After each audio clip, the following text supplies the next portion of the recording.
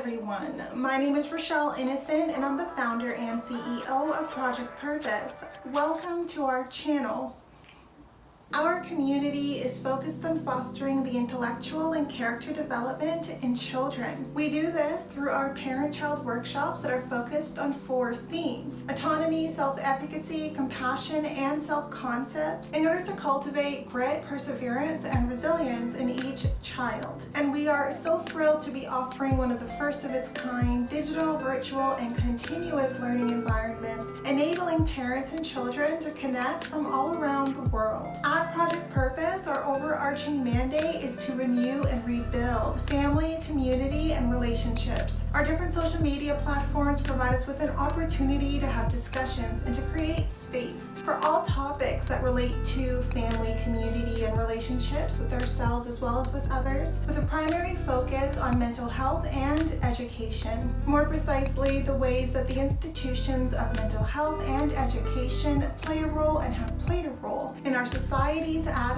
large. These discussions and debates provide us with an opportunity to think critically about what needs to change within these structures for us to live up to our bold slogan: support, protect, and empower each child through youth-focused development, better known as leadership in juvenescence. We recognize that in valuing our children's leadership potential, this also translates as recreating and co-creating environments, both socially and politically, that will enable our children to thrive. For those of you who are particularly keen on the topic, we also write thought pieces every other Monday. We have a thought piece scheduled to drop this upcoming Monday, so definitely be sure to meander over to the website and check out our online content. Now, if it is the case that you are looking for a listening alternative, well, we're available wherever podcasts are playing, and we've provided you with access to a few links down below. Now, as is the convention, be sure to subscribe, hit that post notification bell so that you are aware of every time we post. And of course, if you like these conversations and you want to keep them going, then I do invite you to like, comment, and subscribe. I am not that great at growth strategy, but if you find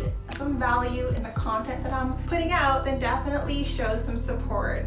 Let's get into it.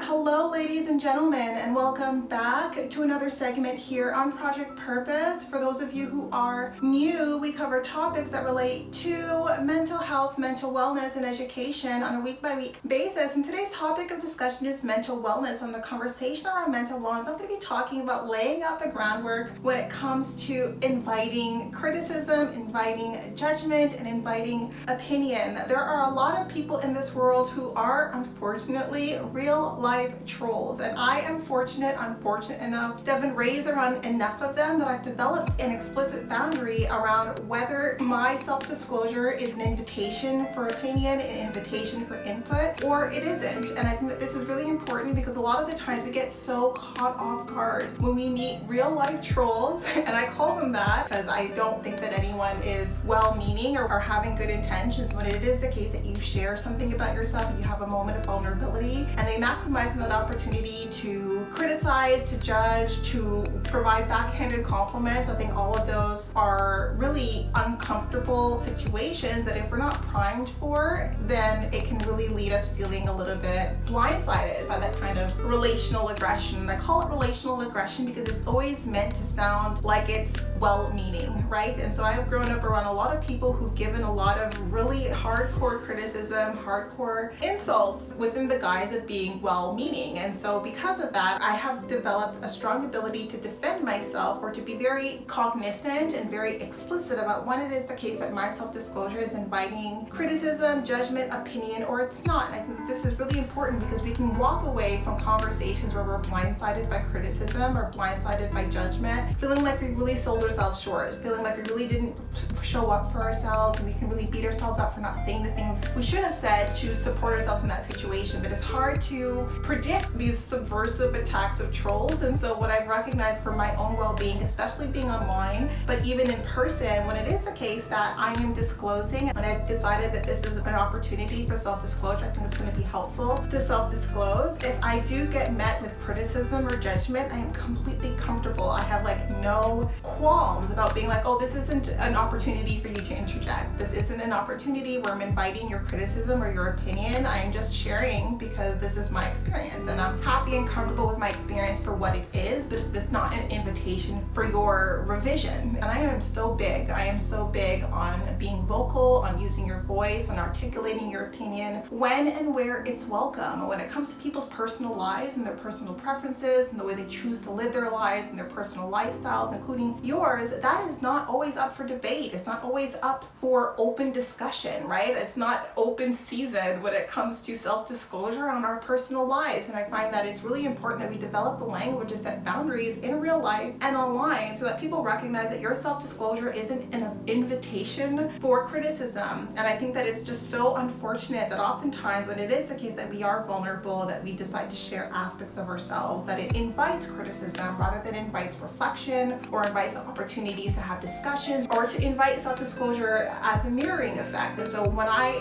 self-disclose, I want other people to feel like they have permission to self-disclose and to talk about their experiences in a safe place. This is an environment that I'm trying to create on this platform, a safe place for us to talk about our growth journeys instead of the decisions and the pivots we made along the way. It's not an opportunity for people to criticize, to create factions, to create alternate points of view. I mean, all of us have our own reasons for being and for behaving the ways that we do, and I think we can have open, reflective conversations about it, but not critical, judgmental, and oftentimes, sometimes insulting conversations about it. We can all learn to live and let live, and I want to create an environment where we really put that into practice, where we self-disclose, but also give ourselves the language, the vernacular to be very explicit about when we're inviting commentary about our self-disclosure or when our self-disclosure is just an invitation for others to do the same, to self-disclose themselves. And I think that there's just so often the case that we're not explicit about that distinction. And so I want to always be explicit about that distinction because I have conversations here on mental health, mental wellness, and education. Some of those conversations I bring in my own personal lived experiences into the fold. And when I'm doing that, I'm never inviting criticism. I'm never inviting opinion. I'm never inviting commentary because I'm really comfortable about the choices that I've made in my life. And of course, I invite open reflection and I invite someone else choosing to be a mirror and to self-disclose their own experiences and how that's maybe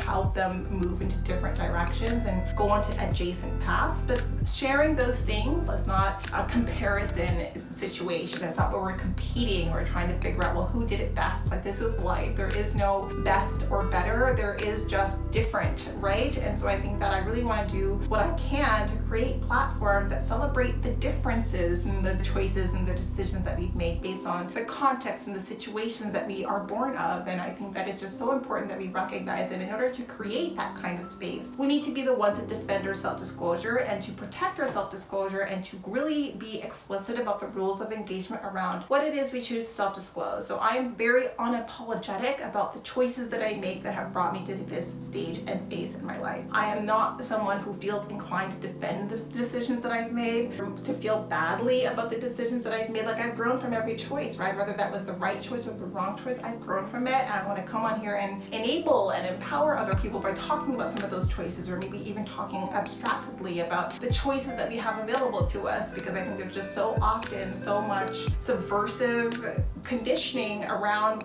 limits to choice that just don't exist. So I want to talk about some of the arbitrary rules that we place on our own choices, and some of how I engage in those conversations is talking about choice in general and talking about my choices in general, but never from the vantage point of inviting criticism. It is not open season. I am not someone who is trying to position myself to be a target, nor am I someone who is a good target, because I'm not going to take criticism and judgment and opinions to heart, because it's my life. There's so many different aspects to the choices that I have made in my life that are not necessarily clear to someone who's kind of observing from the outside in. But I feel confident enough in having conversations where there could potentially be someone who wants to engage for the purpose of being critical, for the purpose of trying to bring me down. And I just want to say that that is just not something that's going to happen because of the mindset that I have around self-disclosure. And so I want to talk about how giving yourself the guardrails to protect your self-disclosure so that you don't feel mental injury when it is the case that you self-disclose, and in that self-disclosure, someone took the opportunity to be critical, to be judgmental, and to express harsh opinions that just weren't invited. And I think so many times people think that because we have vulnerabilities that we're disclosing, that it's an opportunity to be mean, right? And so relational aggression is something that people mostly equate to the female gender, like we're very good at smiling when delivering poison, but I think that it's something that people can do regardless of what gender you are. And I think that relational aggression, there was this book that I read in high school, it was actually suggested to me by the principal, and it's called Queen Bees and Wannabes, and it was suggested to me because I was engaging in some queen bee behavior. And actually, if you are someone who is a fan of Mean Girls, you recognize that it is based off of this book that is really unpacking relational aggression, especially with women, and that can be really detrimental to our self-esteem if we engage in behaviors that quietly, subversively break people down. And so it's a behavior that I've grown from. It's not something I do anymore, but it's a behavior that I want to protect other people from, because if you're not as confident about how you show up and about your decisions and about the path that you're on, then you can be unconsciously accepting criticism and internalizing it and allowing that to dictate your choices moving forward, which we do not want. So I wanted to come in here and talk about that, owning your choices, owning your self-disclosure, putting guardrails around how people treat that self-disclosure. People can't do whatever they want. They can do what is in alignment with the rules of engagement that you put forward. And so that's what I want to come here and do with Project Purpose, having these conversations online, giving everyone an opportunity to self-disclose, but putting it out there that self-disclosure is an invitation for judgment, for criticism, and for,